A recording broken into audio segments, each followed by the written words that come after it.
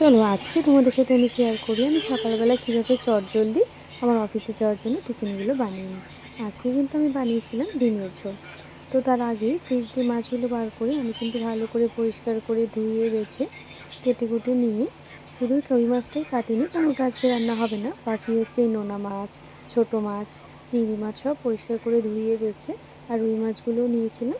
সুন্দর করে নুন হলুদ দিয়ে মাখিয়ে ম্যারিনেশন করে রেখে দেবো, এতে কিন্তু ভাজার সময় ভালো হয়।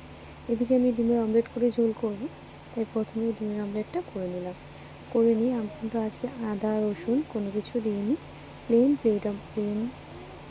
টমেটো আর পেঁয়াজ দিয়ে করেছিলাম।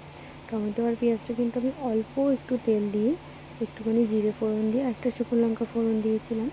ভালো করে কিন্তু ওটাতেই ভাজা ভাজা করে কষিয়ে অল্প একটু শুধু জিরে গুঁড়ো দিয়েছিলাম, নয়তো একেবারেই স্বাদ হবে না। অল্প একটু জিরে গুঁড়ো দিয়ে ওর মধ্যে একটু নুন হলুদ লঙ্কার গুঁড়ো দিয়ে ভালো করে একটু কষিয়ে নিয়েছিলাম। ততক্ষণে কিন্তু আমার এদিকে জলটাও ফুটে গেছে, মশলা ফুটে আর ঝোলটা ফুটে গেছে।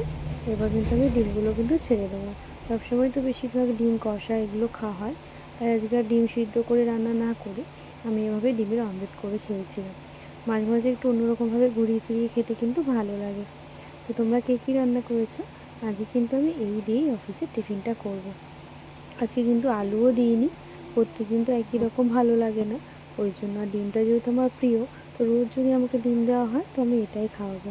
এই যে শেষে কিন্তু ধনেপাতা দিয়ে আমি নামিয়ে নিয়েছিলাম। তো টাটা বন্ধুরা।